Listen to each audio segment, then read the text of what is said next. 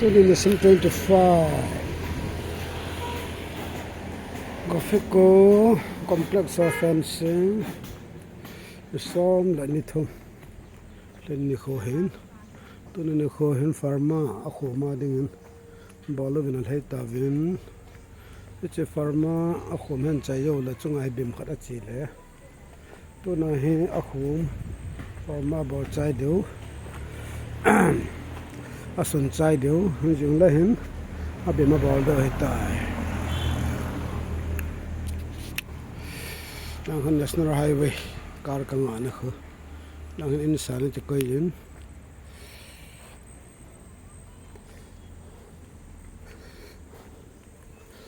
ma to jung lai ta wa hi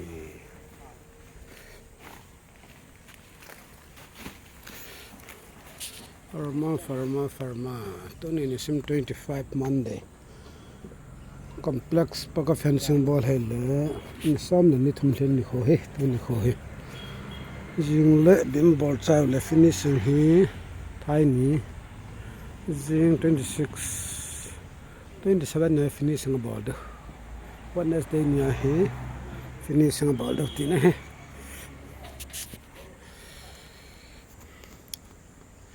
Gofico complex banana farm pineapple farm mango farm small bamboo mau farm long chak farm ti hi ke bole noi langa hon pe pham dim se na lai choi le coconut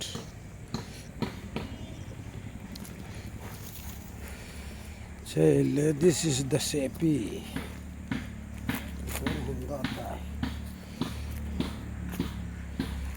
khoi la go zat na hum ke ni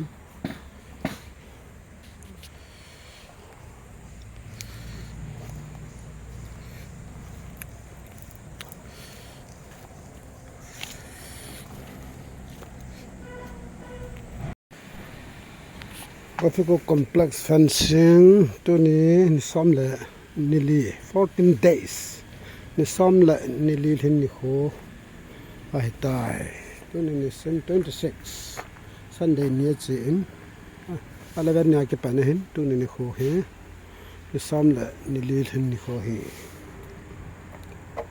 to ni chai do hom ke ti to ni hin ni hom ko do ben to ni ha chai yo lo de ben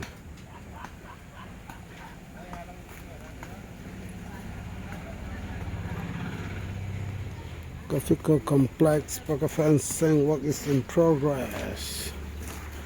Some let me read him for here.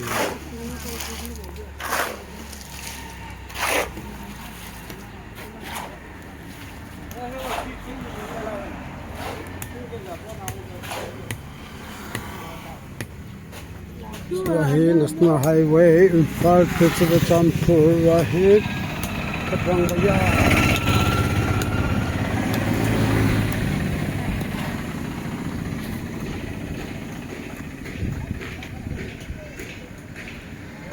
hey shuten in kap gat 2027 ni som na ni ngani ta lang 15 days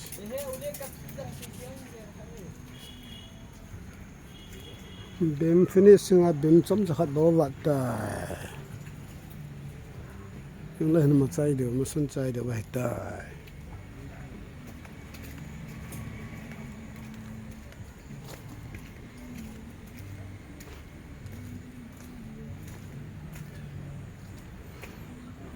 ni sum ho he chi jing la do le sa ni la bang khai na khut pu sum le chai de lai ta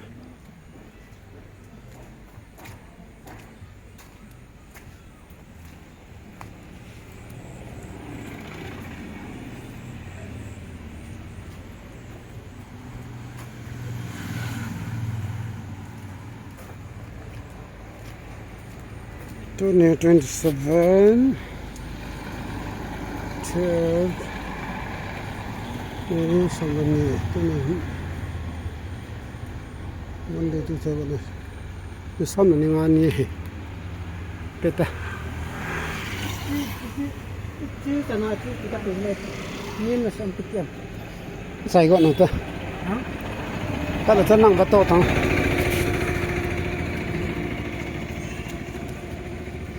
Some running on here. Looking to me, child away there. Go for go poker fencing, 27. Akibol Kalniho. Some of Henny. So I got finishing the Havana. Let's try him some silent. Finishing the ball. I die. The some running on Henny, not all how he.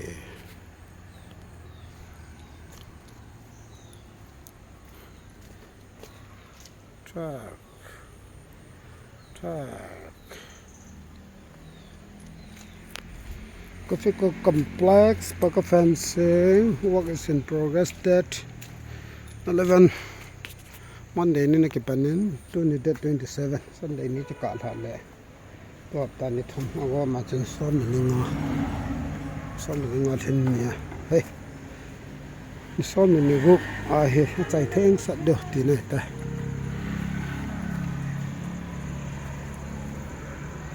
So hey, fencing ke ball ke ball. Chips he, igara ball da in.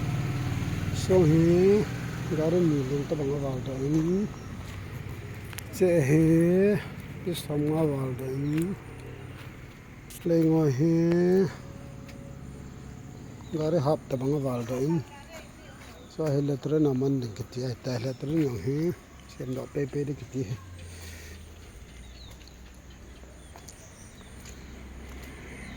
God is so good. Some of the ma and see his idea here. Silent cut dog ball hin. Retaining wall is some that on the ball to him. Retaining wall to lay dip na he 20 lakhs about the day. Put in sim 27 May 2026. Retaining wall on the ball along the lever on the dip him. Thanks especially in the bed. Ko shopping complex bol de to gon hai chips hi ke tamla jam hiu khai awal do the yin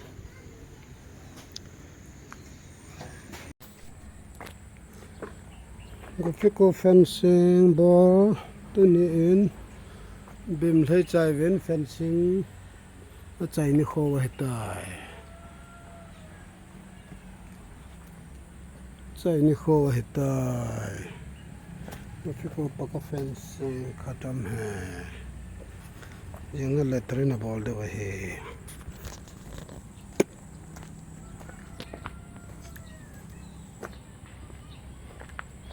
तो 28 निको फेंसिंग अन बॉल कलो है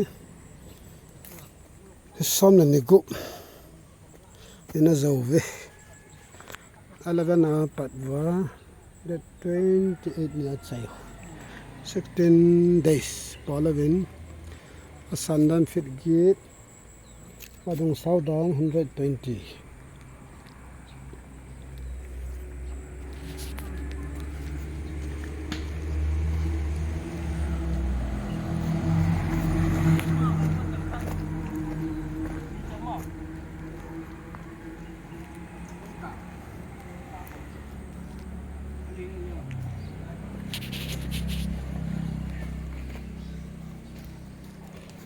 तो निस्म सामने लगे